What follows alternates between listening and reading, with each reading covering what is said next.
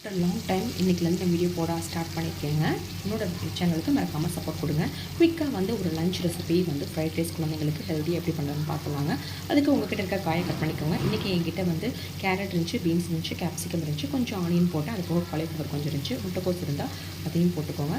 அதை நல்லா ஃபைனாக சாப் பண்ணிவிட்டு கொஞ்சம் ஆயில் ஸ்மெல் இல்லாத ஆயில் போட்டால் வெல் அண்ட் குட். அது போட்டு அது கூட லைட்டாக கொஞ்சம் தண்ணி தேவையான அளவு தண்ணி போட்டு நல்லா வதக்கி விட்டுக்கோங்க. காய் கொஞ்சம் நல்லா வதக்கணுங்க. தேவையான அளவு உங்களுக்கு சீரகத்தூள், அப்புறம் மிளகுத்தூள் போட்டுக்கோங்க. நான் கொஞ்சம் டேஸ்ட்டுக்கு கரம் மசாலா போட்டேன். என்னங்க ஃப்ரைட் ரைஸ்க்கு கரம் மசாலா அப்படின்னு நினைக்கிறீங்களா? கொஞ்சம் என் பொண்ணு அந்த டேஸ்ட் இருந்தால் பிடிக்கும், அதனால் மைட்டாக போட்டேன்.